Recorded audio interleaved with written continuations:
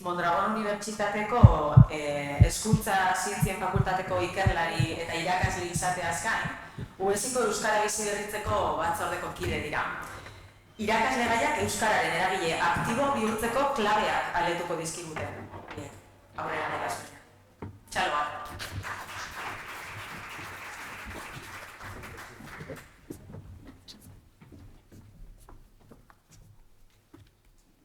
Ordua saneteko du.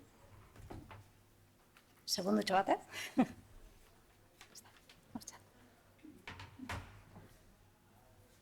Ia ba, egun hon, hemen gaude, Letizia Leti eta neu, UESitik, Mondragon Unibertsitatetik.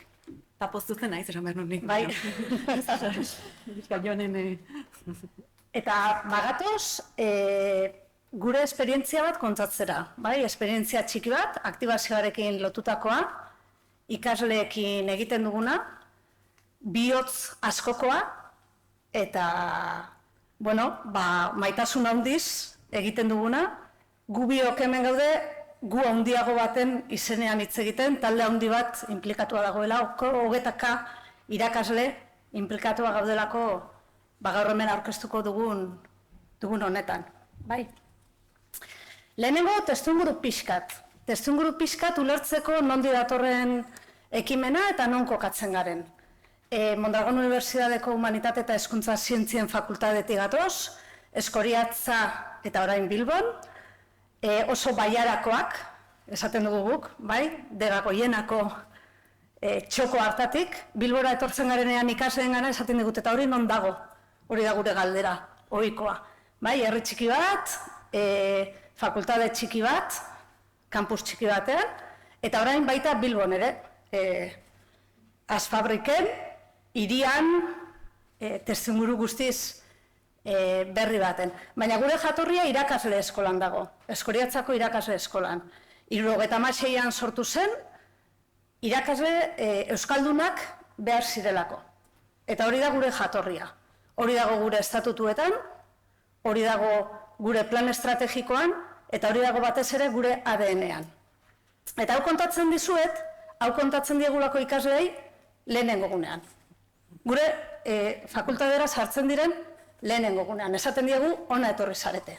Hau da, hemen egongo zarete. Eta horregatik, egongo zarete euskaraz ikasten, baina baita euskaratik, euskararentzat, euskara, bai, eta bada, gure egunerokoan, bai ikaslekin, bai lankideon artean, asko, oso presente dagoen gai bat, bai?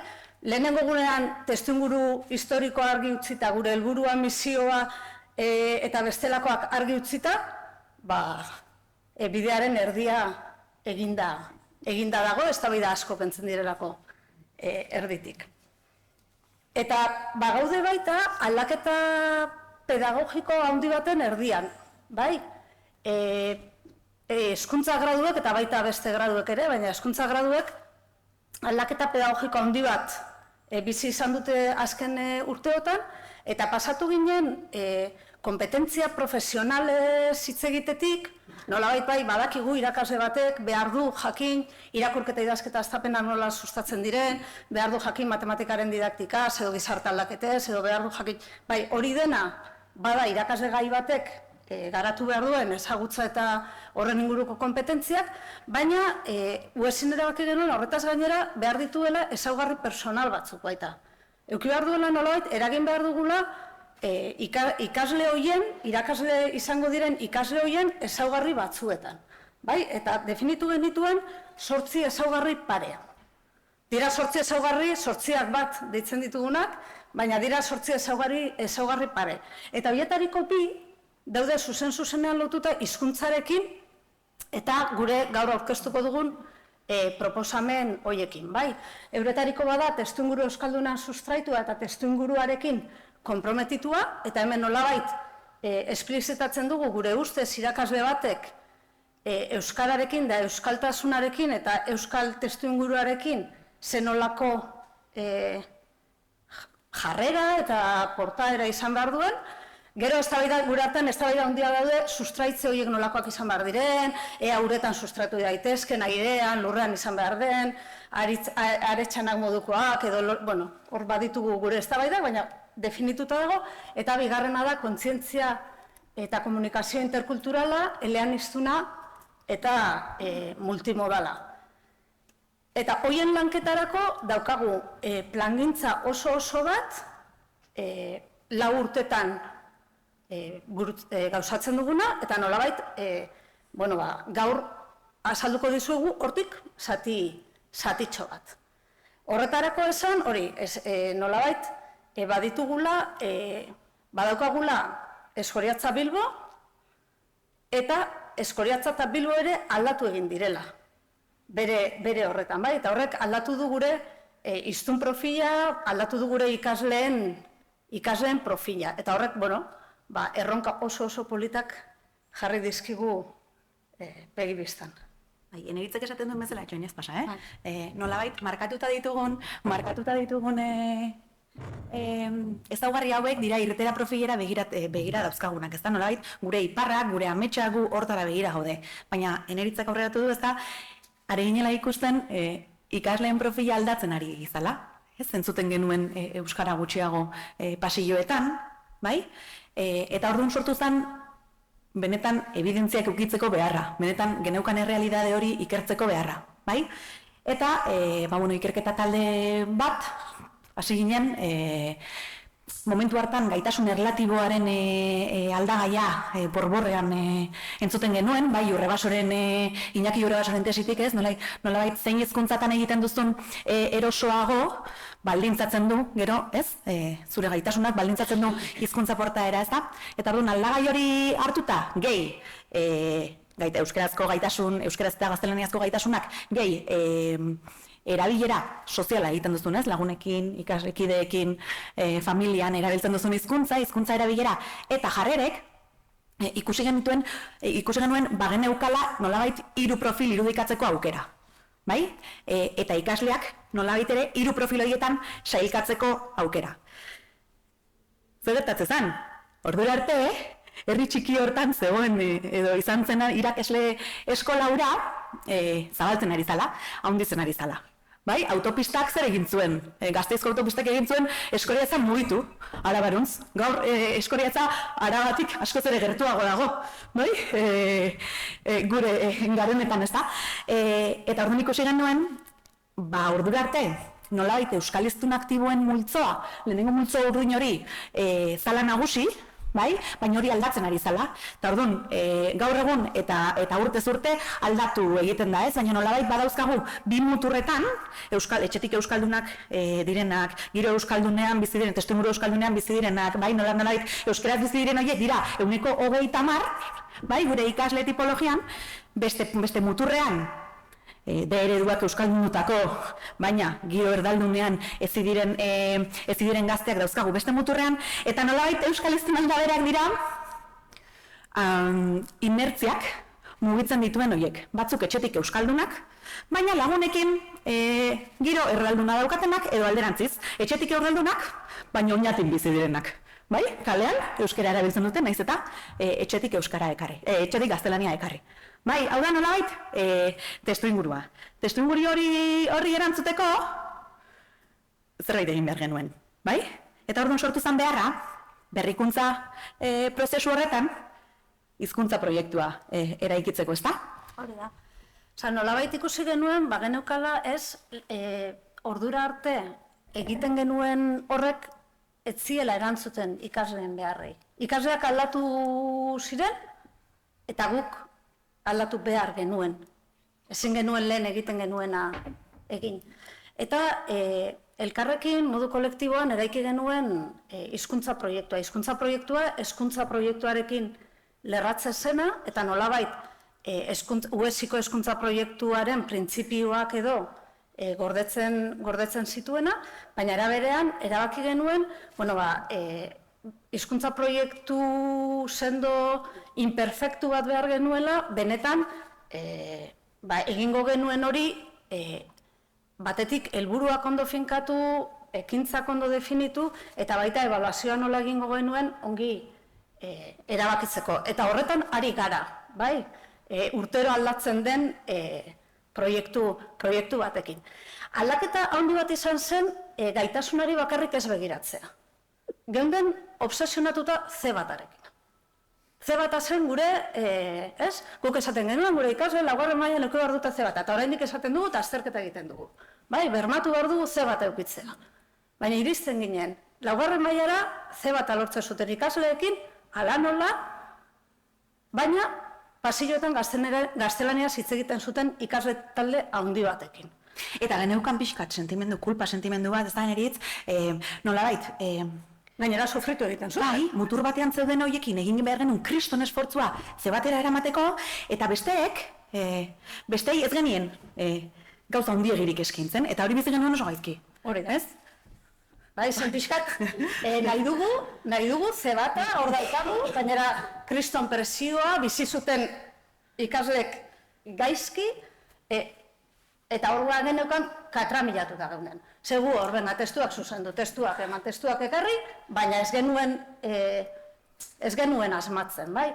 Eta orduan, hasi ginen pentsatzen, hau beste leku batetik. Pentsatu behar dugu desberdin. Eman behar diogu buelta bat, pentsatu behar dugu beste leku batzuetatik, eta hasi ginen pixkat, talde oso heterogeneo bat gaude, bai? Esperientzia oso desberdina ditugunak, adin tarte oso desberdina. Egia da baita, agian, gure fakultatea ezagutzen ez duzueno, guk egiten dugu taldeka lana. Taldeka lana esan nahi du, guzti honetan 10-12 pertsona hizkuntza tutore bagaudela. 10-12 horien artean, gaude pixkat esperientzia oso desberdinak ditugunak. Baina hainbat gaude, nolabait badaukagunak bizipen bat pasatu garelako euskalgintzatik, kulturgintzatik, herrigintzatik, eta bagenekoan hor zerbait esatezuna. Hemen, hori bizitzen denean zerbait aldatzen da. Goazen pentsatzera hori nola egin daiteke, eta sartu genuen kulturaren osagaia eta soziolinguistikaren osagaia gure hizkuntza proiektuaren erdigunera. Eta hasi ginen pentsatzen, goazen pentsatzera kulturatik, soziolinguistikatik, gaitasunetik aldi berean. Nola eragin aldugu, hau, eta orduan, hau buelta-bueltaka doa, bai? Eta plana da, gaur aurkeztuko duguna, baina asko zabalagoa. Badaukagu hizkuntza tutoretza bat, 4 urtetan, lehenengo 2 urtetan intensidadea handiz, eta gero gutxiago ikaslei jarraipen pertsonalizatua egiten diena, eta askotan terapia dena. Nik ezin dut euskaraz hitz egin, ez da zer gertatzen. Bai, ez dakin hori esango diogu, norbait ez dakin norba lagunduko dizu, benga, egingo, edo esaten diguna, euskaltegira joan bar zara. Ez basoaz euskaltegira, ez dago konpon. Baina horiek egiteko espazioak, espazio emozionalak sortu ditugu. Egin du, hasi gara elkarrekin lanean, norbere garapeneko plan oso bat dago, beste gai batzuei jarraipena egiten diena, eta eurekin batera. Eta orduan, atera dugu nolabait, euskararen hau, euskaratik. Eta ze gara pentsatzen beste leku batzuetatik. Zer konturatzen ginen ikasle asko ez zutela euskaraz egiten, ez ezaukatelako gaitasunik. Baizik eta lotxatu egiten zirelako, ziurtasunik ez zeukatelako, beste 1000 arrazoi zeudela tartean, gaitasuna gainditzen zutenak.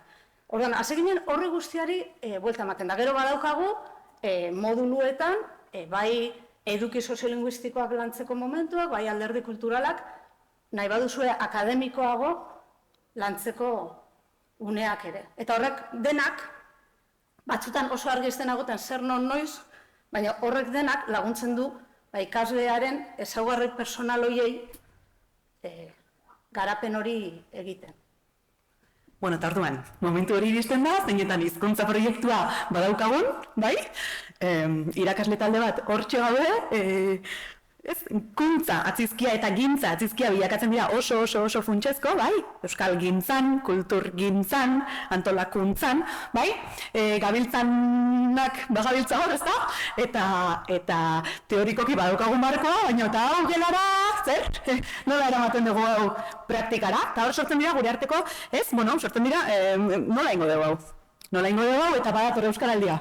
Badatorre Euskaraldia 2023, bai ez? Bazetorren Euskaraldia, Azaroan izan. 22 azaroa. 22 azaroa, bale, guretzako 22-23 ikasturtean.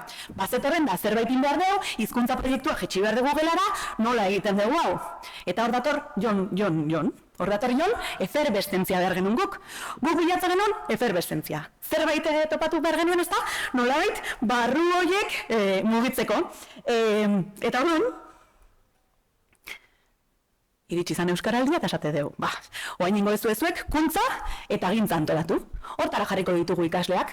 Aztertuko dugu, eremu formala eta informalaren, eremu akademikoa gela barruko pareten eta gela kanpoko pareten arteko, eremu hori esploratzen hasiko gera. Zuek, praktikan jarriko duzue, guk egiten duguna hemendik kanpo, gu herrigintzan ari genean, kulturgintzan ari genean, antolakuntzan ari garenean, badauzkagu ez, mugitzen zaizkigu barutik, zerbait batzuk. Orduan, guk nahi dugu, jakinda, artifiziala dela, zegu ari geraztu egite estimulua jartzen, zuen barrenetik ez da atera hori antolatzen astera ez, hori badakigu. Baina esan genuen, guk hori planteatu behar dizuegu. Eta orduan, jarri genituen ekintzak antolatzen. Venga, baina hasiko gara, ze ekintza kultural nahiko zenukete antolatu? Orduan, ekintza mordoa, bai?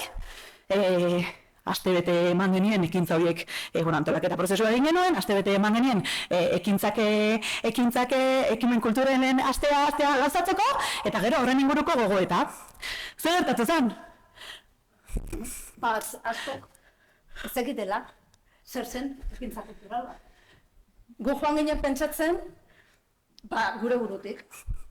Baina berriro ikasle jarri ziguten izpilua. Eta esan genuen, inoiz ez badira egon ekintza kultural batean, nola antolatuko dute, ba? Desastre bat izan zen. Ondo jontzan, ez? Baina, bai, ikasteko testimuru maravillosoa eskin duzen. Asko ikasegen horretatik. Eta esan genuen, hau aldatu inbardeu, prozesu hau aldatu inbardeu. Hasi gara laugarren puntutik. Atzagun bardeu, hauek lehenengo kultura eskaintza ezagutu behar dute. Bai, jakin behar dute zer dan hau. Bai, eta orduan, beneritz, bai. Itamango izuz egin nahi azeleratzen. Guztiz emozionatu horretik. Eta orduan hasi ginen, nolabait, antolatzaile bihurtu nahi ditugu, gintzakuntza, gainera erabiltzen dugu hori, gintzakuntza kontatzen dizkiegu gure intimidade guztiak, kontatzen diegu nola guretzako garrantzitsua da, gainera justifikatzen dugu enplegatzaileek hobesten dutela gintza eta kuntzan ibilitako, badaukagu justifikazio oso bat esaten duena hau egin behar duzue, ikasiko duzue izugarri. Baina guazen ikustera zer den. Eta esan genuen, ordan antolatzaile bihurtu aurretik, kontsumitzaile ez zaigu gustatzen. Baina ez daukagu hitzik, norbaite baldin badauka hitz bat? Hartzaile, bizitzaile bihurtu behar ditu. Eta hori egiten dugu 3 pausotan. Lehenengo pausoa da identifikazioarena. Askok ez dakite non begiratu beraien eskualdeko kultur ekimenak non dauden. Orduan, 0 puntuan egiten dugu beraiekin batera eskualdekako identifikazio lan bat. Non begiratu daiteke, zure herrian, azaroan eta abenduan, zer daukazuen nora joan zaitezketen. Eta egiten dugu mapeo bat. Ikusi hemen dago, Asfaberikeko ikasleek egin zutena. Eta identifikatzen dituzte, lokalizatzen dituzte mapan, eta egiten dute deskribapen txiki bat, zer dago azaroa eta abenduan, guretzako interesgarria izan daitekeena. Hala, mapa horretatik abiatuta gero gelaka, aztertzen ditugu ekimen horiek eta egiten dugu baita azterketa soziolinguistiko bat baita. Zergatik leku batzuetan asko ekintza gehiago dago euskaraz eta beste leku batzuetan asko gutxiago. Zergatik ekintza mota batzu gehiago daude euskaraz eta beste batzuetan. Bai, gogoeta hori guztia egiten dugu eta talde bakoitzak egiten du... Zergatik iparraldea ez zaigu agertzen. Zergatik iparraldea ez zaigu agertzen. Ez? Segure ikaslerik.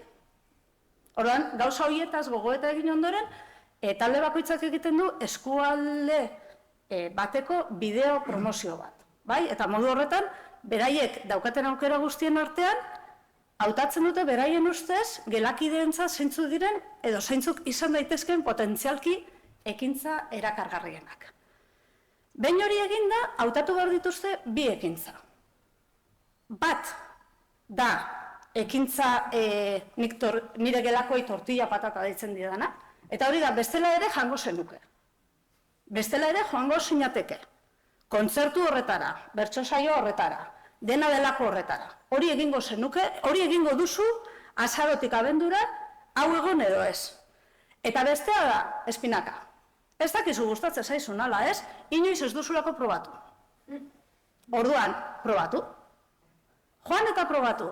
Zer, etzenuke egingo berez, baina, pentsatzen duzu agian, baliteke, honekin joan ez gero, gerta daiteke. Bai? Orduan, aukeratu behar ditut bi eta justifikatu, zergati bat eta zergati bestea. Bai? Batentzat tortilla patata dena, bestearentzat espinaka da. Orduan gainera elkartu daitezke elkarrekin eta joan ekintza horretara. Konturatu gara, urteekin geroz eta gehiago joaten direla elkarrekin, gelakideak. Bi hiru elkartzen dira eta joaten dira ekintzetara. Eta behin hori eginda egiten dute gogoeta. Eta hau da, agian ikasi dugun beste kontu bat. Eta da, ez dela nahikoa egitea. Egiten den horren gainean, gogoeta egin behar dela. Pentsatu egin behar dela. Ikaskuntza prozesuaren barrura ekarri behar dela. Bai? Hemen daude hiru aipu, ikasle, nire taldeko ikasleen baimena daukat, hiru aipu, nolabait, ez direnak hautatuak. Iaia, esan genuke lehenengo hiru txostenetan zeudenak, eta esan hona begira, hau balio dute esan nahi dudana esateko. Bai, lehenengoak esaten dugu, esperientzia horrek nire aurreiritziak guztiz apurtu zituen. Bertsoa arte bizia dela ikasi nuen, eta momentuko magia horren zati bat, izateak ikuspegi berri bat eman dit. Orain, bertsoarekiko interesa gero eta handiagoa da niretzat. Agian, afizio berria eta guzti bihur daiteke. Bueno, da mutil bat, bere lehenengo bertso saioa ikustera, joan zena Gipuzkoako bertsonali finalera. Holan, bai? Eta nik esan nion baina nor, eta esan zidan, jo, bete eukitu dalako tentazioa, baina hitz egite zuen pixkat hori ez, kolektibidade horretaz, esaten zidan, eske geratu naiz harrituta, ze hainbeste jente, denak txaloka, isiltasun hori, jota zelako erronka, zelako, bai, eta zegoen pixkat, beretzat deigarria zan, ez? Bigarrena, behar bada, unibertsitateko lan hau burutu behar izango dezua genu, ez nintzateken ekitaldi honetara joan izango, eta ez naiz batere damutzen hau aukeratu izanaz. Lehenago, aipatutako arrazoi guztiagatik eta nire espektatibak gainitzagatik ere, errepikatzekoa. Eta hau asko aipatzen dute. Ez zegoen nire planetan hau egitea, baina interesantea izan da. Eta hirugarrenak, esanguratsua eta berazgarria izan da ekitaldi kultural honetara joatea. Inoiz ez bainuen imaginatuko bakarrizketa batez hainbeste gozatuko nuenik. Nire betiko gustuetatik ateratzeko eta gauza berria probatzeko balio izan dit. Jorratu zituen hainbat gaien errealitateaz jabetzea ere eragai zidalarik. Bai, eta nolabait, bada, hau da ez, tonua ez, esatearena, eta askotan gainera nik sentsazioa daukat espinakek gehiago eragiten dutela patata tortillak baina. Gero, anekdota txiki bat. Badaukat hirukote bat, pixkat hiru profil horien, bai, bakoitza talde batekoa da, eta joan ziren Lekeitzioko rap talde baten kontzertura. Bai, orduan, lehenengoa Lekeitziarrak, eraman zituenak, esaten zuen gure gogoetan. Bueno, oso ondo pasatu dut, oso interesgarria beti bezala, emozionatu naiz, ze degarria eta... Bigarrenak esate zuen, esperientzia, bai, degarria, ondo, interesantea, ikasi dut, eta hirugarrenak esate zuen. Ni ez nago guztiz ziur, euskaraz ari ziren. Orduan, ekintza beraren baitan, bai ez, ze hiru pertzepzio, eta aldi berean, ze polita hiru horiek elkarrekin kontzertu horretara joatea. Eta elkarrekin, taldean, gure hogeiko talde horretan, gogoeta horiek egitea. Eta desdramatizatzea, ez nago ziur, euskaraz ari ote ziren. Eta nolabaitez horretaz hitz egiteko espazioa edo sortzea. Eta behin, hori ez, gogoeta horretara iritsita, gatoz gintza eta kuntzara, lehengo laugarren puntura. Orduan jazten gera, aurreko euskaraldiaran proposatu genuena egiten, bai? Zer gertatzen zaigun, rolak manatu behar ditugula. Bai, guk ikasle bakoitzari rol bat, beraiek banatzen dituzte bai, baina guk eskatzen diegu. Ekipo, hau antolatzeko hemen, rolen lagundu egin behar diegu. Bai, oain dela urte batzuk agian, euskara batzorde bat, ikasleen euskara batzorde bat bazegon, baina, eta ez zuten laguntzarik beharrik, ez? Modu autonomoan aritzen ziren, oain ez, oain, bai, behar dute, gure apoio hori, ez? Gure babes hori, gure... Eta orduan, beraiek banatzen dituzte rolak, batek komunitatearekin harremana egin behar du. Beste batek egin behar du komunikazio rola, beste batek idazkari lana, beste batek izan behar du, koordinatzailea izan behar du, bai? Eta orduan, antolaketa prozesu hau guztia, urtarrila eta martxoa bitartean egiten dugu gelatik kanpo, hau da, ordubetatik kanpo. Gure moduluek, gure egunerokoak jarraitzen du berdin. Hau da, kuntzan eta gintza ez dela, ez, aparte etxen duzun, beste zerbait. Eta, koordinatzaileak deitzen ditugu, 3 asanbladatara prozesu horretan zehar, eta 3 asanblada horietara joaten gara gu, bai, apoioa garen irakasle batzuk, baina era berean joaten da mantenimenduko fakultateko arduraduna, joaten da graduko koordinatzailea, eta joaten da komunikazioko arloko arduraduna, bai, ordezkari bat. Horrek zer egiten dio? Benekotasuna ematen dio prozesuari, bai. Eta gainera esaten diogu, erori behar talin badezue, eroriko zarete, bai? Gu ez gara egongo egoera hau salbatzen. Bai? Zuen prozesua da, zuen ekintza da, zuek iritsi behar duzue emaitza batera. Interesante da guretzako prozesua. Bai, ez zaigun interesatzen hainbeste, ekintzaren egunean ondo gauzatu da, ez? Superondo atera da, zer gertatu da honen atzean. Bai, hori jakin nahi dugu. Bale? Iristen da, hori egin da gero, iristen da. Astea, bai, kulturekimenen astea, eta hortxe daukazue, iazko, ez da hori da, zatitxo bat. Zer gertatzen da, antolatzen dituzte, hartzailean hor da.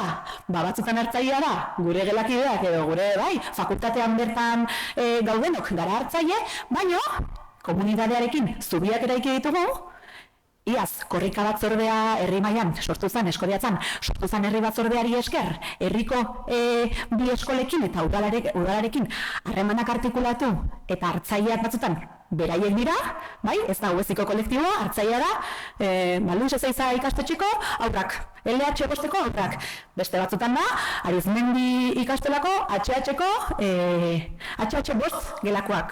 Bai, orduan artikulatzen ditugu ekimen batzuk hezkuntza komunitateko sarean dauden beste eragileekin. Bai? Beste batzuk ordea, zean ezakit daukagun. Bai, beste batzuk ordea, Uezi barruan gertatzen diren ekintzak dira. Bai, hartzaileak, Ueziko kideak garenok. Bai, ikusten dituzu hemen, kanpora begira, eskoletara, eskolei zer eskeni diegu, zer eman diegu, zer antolatu dute beraientzat. Leoi erregea, antzerkia. Hemen esan behar dut, tutoreon eztabaida Leoi erregea euskal kultura zen ala ez, grabatzekoa izan zela. Baina ikasleek ez ziguten utzi, ez izaten. Eta orduan, Leoi erregea. Leoi erregea. Arte plastikoak. Zer gehiago, arte plastikoak jinkorrika, jintonika ez da, jinkorrika. Jinkorrika da, jinkana bat, korrikaren jinkana. Bai? Kasu hortan izan zian, LH bosteko aurrak. Eskola batekoak eta bestekoak gainera, bi eskolak elkarrekin. Bai? Kanpora begira horiek. Eta kanpora begira, eferbestentzia hori lortuta, batzorde horretan, herri batzorde horietan ikasleak eraman da, eta beraiekin egon da, animatu ziren Eskoriatzako korrika batzordearen lidergoa beraiek hartzera. Bai? Orduan, korrika txikia barkatu, korrika txikiaren antolaketa beraiek hartu zuten beraien kabuz. Bai? Eta etxe barrukoak, Uezi luze, ni luzeren zeatik, berriz jinkana bat, bingoa, gero hitz egingo dugu bingoren inguruan, maskara da, karte tailer bat, bai, badago, askotarikoak diren disiplinak, ekimenak, bai. Behin hori egin da, oain gogo eta... Bai? Eta behin ez, ekintza eginda, eta lehen ez dugu esan, baina prozesu honek denak paraleloan badauka ikerketa prozesu bat. Bai, badago ekintza bat, bihotz bat, badago egin bat, baina badago baita egindako hori jaso, aztertu, ikertu, eta abar, egiten duen talde bat. Ekintza horiek bukatuta, egiten dugu nolabait ebaluazio, askotariko ebaluazioa. Ebaluatzen dugu tutoreok, elkarrekin, bai norbere garapenekoek eta bai hizkuntza tutoreok, ebaluatzen dute ikasleek, galdetegi baten bidez eta gogoeta bat eginez, eta ebaluatzen dute baita bestelako eragileek, herriko udaletxeko euskara teknikariak, ikastetxeetako irakasleek eta abar. Orduan badaukagu argazki bat eta ebaluazio bat laguntzen diguna nolabait urtero aurrerako aldaketak edo hobekuntzak planteatzen. Eta hau, pixkat, hau da giroa, bai, sortzen dana prozesu honetan. Eta zer ikusi dugu, zeintzu die gure ustez, bai ikerketatik eta bai gure gogoetatik, zenbait gako, labur-labur eta ez oso zehatz. Ez zetin? Ez mandiot. Igual ez daukakorik. Ez mandiot. Bai, ez zuen eman diote. Ez que esperientzia. Hemen, bale. Lehenengo ideia hau, ze polita. Ahalduntze kolektiboaren ideia, ez? Aukera eman digu, guk hasieran geneukan, ez? Gogoratzen badezue hasi gera esaten gaitasunean arreta jartzen gaitasun diskurtsibo linguistikoan arreta jartzen genuela, nagusiki, eraman behar genituelako nolabait euskal hiztun pasiboak zebatera, ez da? Eta ez ginela iristen beste beharrak asetzera. Ekimen honek, proposamen honek, eskuartze honek, aukera eman digun nolabait ahalduntze kolektibo hori sendotzeko, ez? Eta euskal hiztun aktiboek jokatzen dute paper ezinbestekoa, bai? Beraiek askotan tira egin behar dute, baino horrek ere asetzen, bai? Horrek ematen die, nolabait egiten die ekarpena, ez? Eta elkarrekin egite hori, eta elkarrekin edozein momentutan eneritze kontatu duen adibidea, ez? Ez dakit euskaratzen gendu, ez? Konfiantza hori sortzea uste dugu gako badala.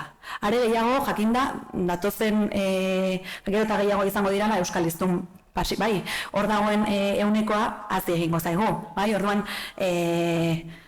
guretzako ideia hori da gako ikaragarri bat, bai? Gero, hizkuntzatik hizkuntzarako logika gainditzea, ez? Gaitasun diskurtsibo linguistikotik harago. Bai, beste nonbaitetik eta beste kompetentzia batzutan trebatzeko, ez? Honek eman die aukera, ez dakit, frustrazioa eta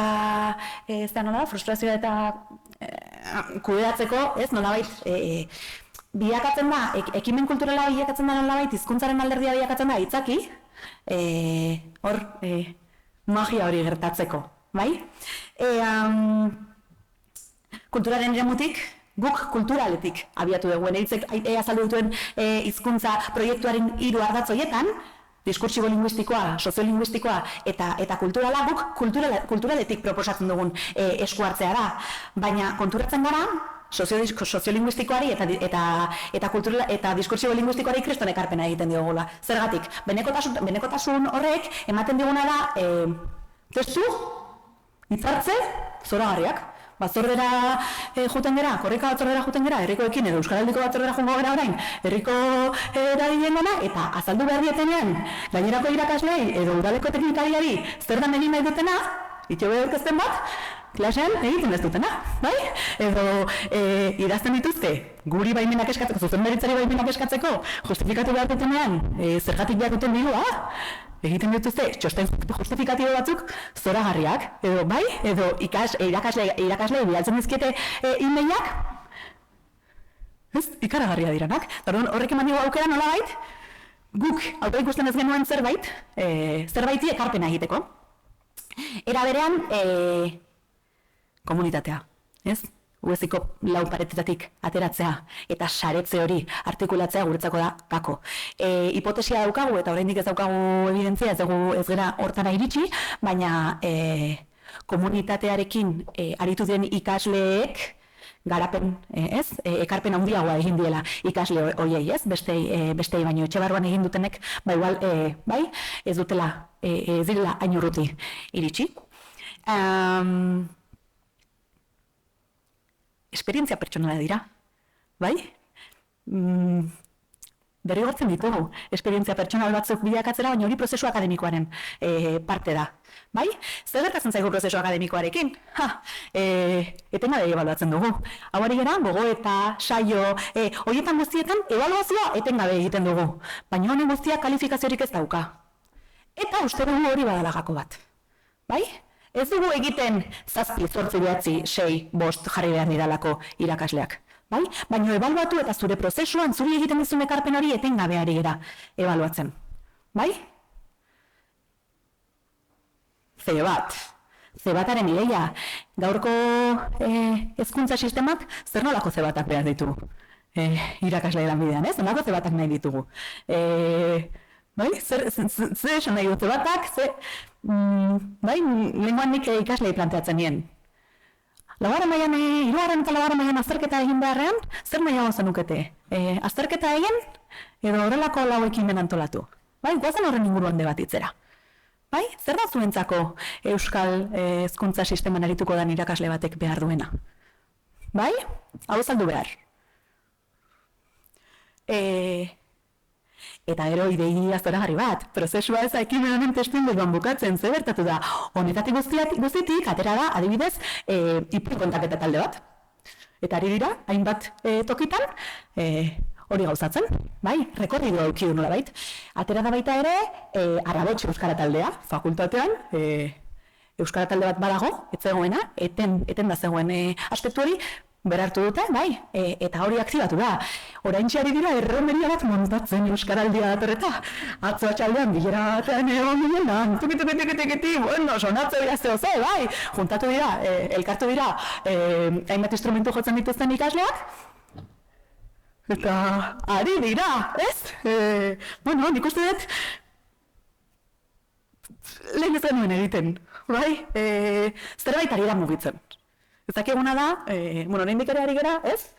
Nolabait, prozesu hori ikertzen, aztertzen... Leti ez dela konturatu baina denbora pasatu denez. Hau ezin dugu... Ari nintzen baina, ez nauzu begiratuta. Hau ezin dugu bakarrik egin, bai? Orduan, eskerrak. Eskerra batetik ikasleei.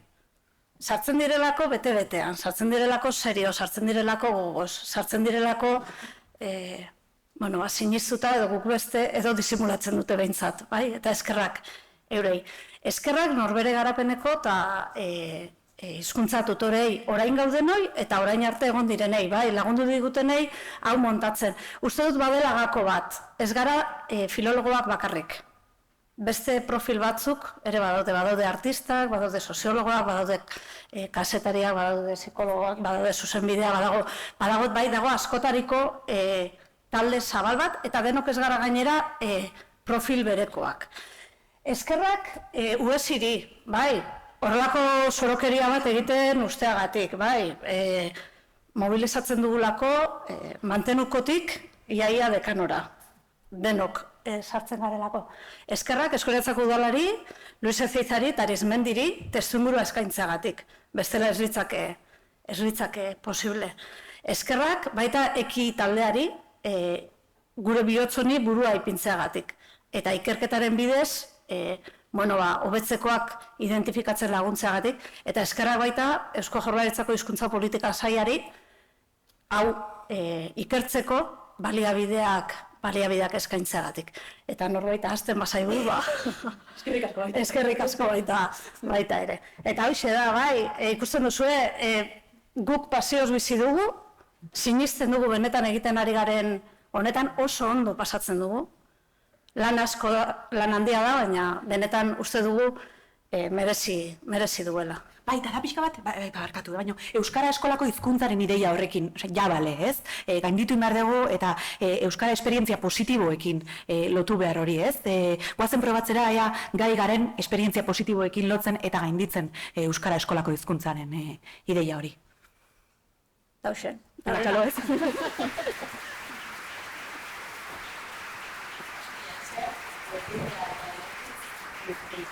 Bueno, gintza eta kuntza eta taupa mugimendua.eus ikasleeri, batzeko mugimendura. Eta, bueno, ointxe galderak eitxeko tartetxo bat badaukagu, orduan Letizia eta Eneritzentzako galderarik.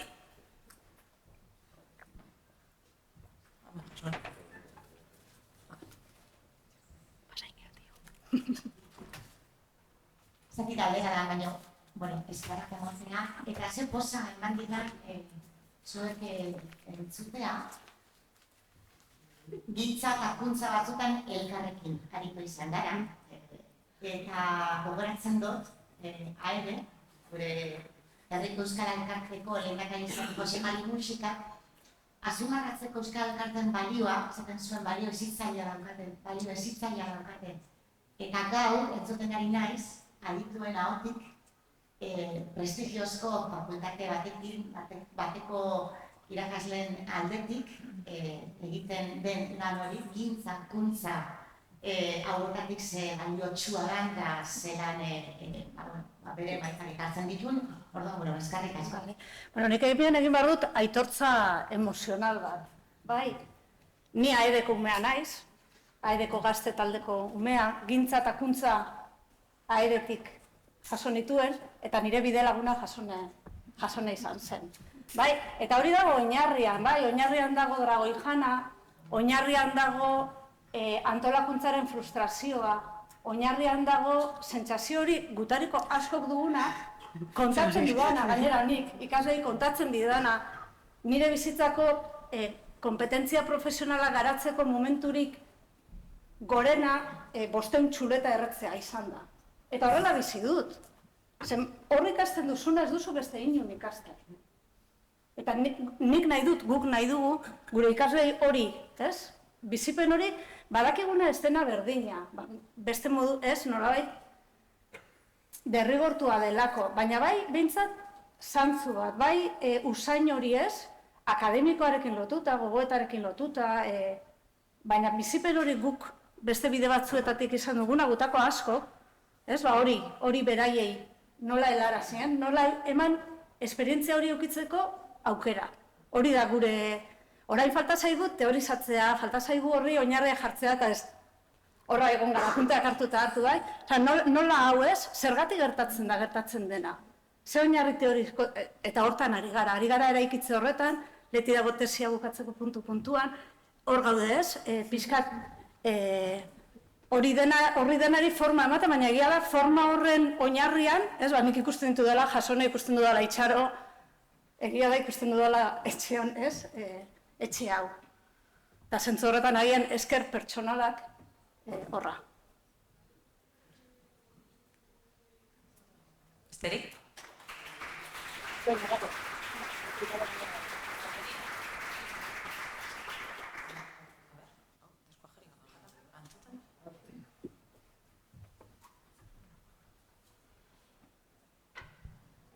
Ikasgela barruan soziolinguistikari buruzko ezagutza teorikoa edo zelan lantzen duzue? Ze eduki eta azaldu dutan? Bale, lehenengo mailan egiten dugu, bereziki lehenengo mailan, badago modulo bat, ikasgai bat, modulo bat, ez disiplina artekoa dalako, eta hor, gai soziolinguistikoak ekartzen ditugu, baina saiatzen gara oso bizipenetatik ekartzen. Adibidez, konturatzen ginen, nolabait, modulu horretan egon garen irakasleok,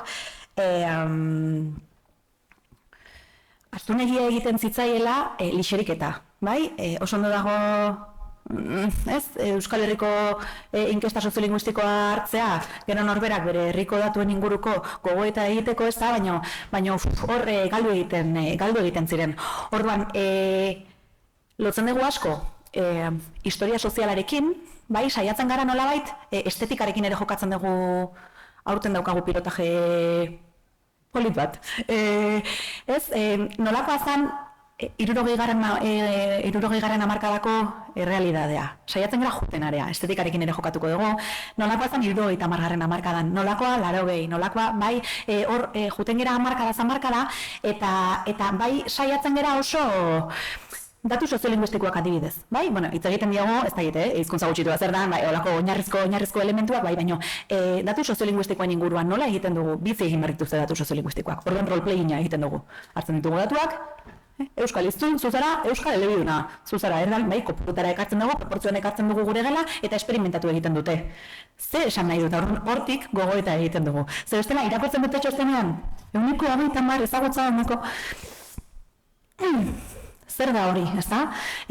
Eta hor saiatzen gara, bueno, ez dakit, kultura espainola, euskal kultura, sartzen gara, asteartean sartuko nahi zuelan, en castellano, bai? Perfecto. Hola, buenos días, abran sus cuadernos, pixka bat eramaten ditugu provokaziora, ez?